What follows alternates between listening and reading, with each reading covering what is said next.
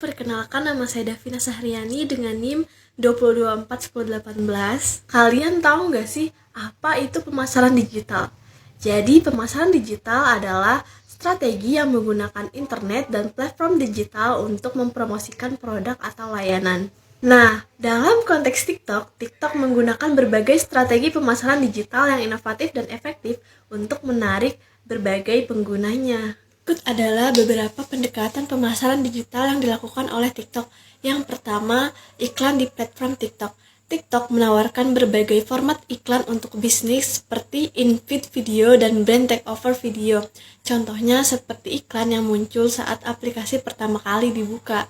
Kedua, berkolaborasi dengan konten kreator atau influencer. TikTok memiliki banyak konten kreator yang populer dan berpengaruh, sehingga mereka dapat bekerja sama dengan mempromosikan produk atau layanan melalui konten yang menarik dan kreatif.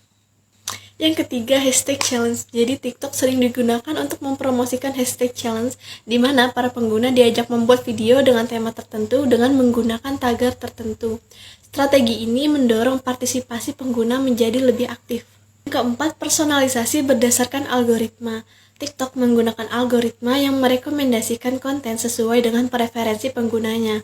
Dengan cara ini, mereka dapat menjangkau audiens yang paling relevan dan meningkatkan efektivitas pemasaran. Yang kelima, peningkatan fitur e-commerce. Jadi TikTok telah menyediakan fitur belanja seperti TikTok Shop yang memungkinkan para pengguna menjual produk ataupun membeli produk secara langsung melalui aplikasi TikTok.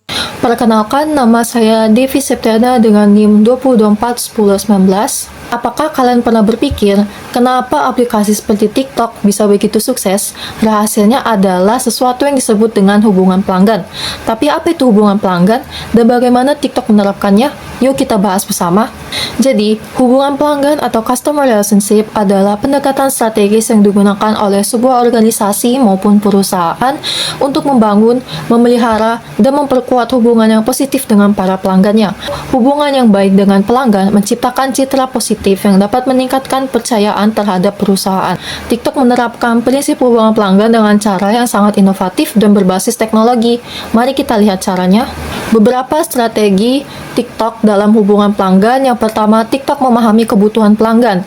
TikTok menggunakan algoritma berbasis kecerdasan buatan yaitu AI untuk memahami preferensi pengguna melalui interaksi mereka seperti video yang ditonton, disukai, atau dibagikan. Hal ini memungkinkan TikTok untuk merekomendasikan konten yang sangat relevan di tab For You, menciptakan pengalaman yang dipersonalisasi untuk setiap pengguna. Dengan algoritma canggih, mereka merekomendasikan konten yang sesuai dengan minat setiap penggunanya. Inilah yang membuat kita tuh merasa, kok TikTok tahu banget sih apa yang aku suka. Yang kedua, TikTok menyediakan alat kreatif untuk ekspresi diri, mulai dari filter, efek, hingga tantangan, semuanya dirancang agar kita bisa berekspresi atau berkreasi tanpa batas. Ketiga, TikTok membangun loyalitas melalui program insentif seperti TikTok Creator Fund atau peluang monetisasi lainnya yang mendorong kreator untuk terus membuat konten berkualitas. Keempat, interaksi yang mudah dan responsif. TikTok memfasilitasi interaksi antara kreator konten dan pengikut mereka melalui komentar, fitur live streaming, dan pesan langsung. Jadi hal ini tuh bisa membangun hubungan yang erat antara pengguna dan platform untuk bisa menciptakan komunitas yang terlibat secara aktif. Saya Arya Bugis Ramadan, M224 1012. Jadi saya akan membahas materi selanjutnya yaitu manajemen perubahan. Jadi manajemen perubahan itu adalah proses terstruktur yang dirancang untuk membantu organisasi dalam menghadapi perubahan dengan cara melibatkan, mengadopsi, dan menggunakan perubahan yang terjadi dalam pekerjaan sehari-hari. Nah, TikTok dalam melakukan manajemen perubahan yaitu dengan melakukan pembaruan algoritma dan juga meluncurkan fitur-fitur baru. TikTok meluncurkan pembaruan dan fitur baru seperti TikTok Live, Stitch, Duet, dan berintegrasi dengan e-commerce untuk menyesuaikan kebutuhan pengguna dan juga tren pasar. TikTok juga beradaptasi dengan regulasi dan kebijakan baru. TikTok mengelola perubahan dengan cepat terkait regulasi. Contohnya, platform ini dapat beradaptasi dengan kebijakan privasi di berbagai negara serta mengimplementasikan kebijakan untuk menangani terjadinya misinformasi dan juga untuk memberikan perlindungan terhadap anak. TikTok juga melakukan inovasi yang berkelanjutan. TikTok terus melakukan inovasi yang berkelanjutan dengan memperluas jangkauan globalnya dengan menyediakan lebih banyak bahasa, fitur lokal, dan melakukan penyesuaian untuk pasar tertentu. Hal ini dapat memungkinkan TikTok untuk melayani audiens yang lebih besar di berbagai belahan dunia.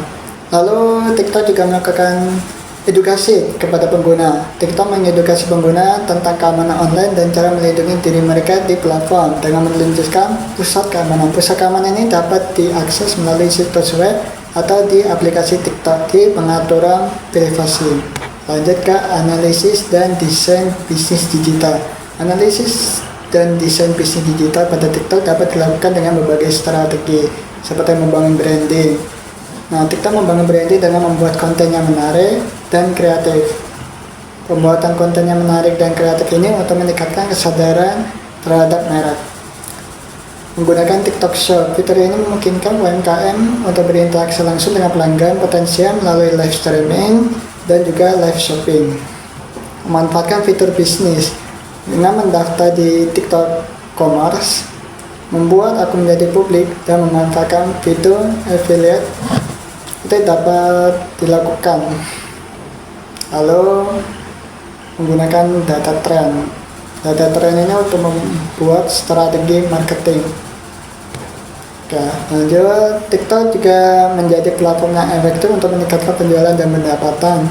Beberapa penelitian menunjukkan bahwa TikTok dapat memberikan kontribusi terhadap kegiatan pemasaran seperti meningkatkan daya tarik konsumen dalam penerimaan pesan secara langsung, memberikan edukasi, dan meningkatkan daya tarik viewers, dan juga memberikan pengaruh yang signifikan terhadap minat beli terhadap produk, entah itu produk kecantikan ataupun produk pakaian.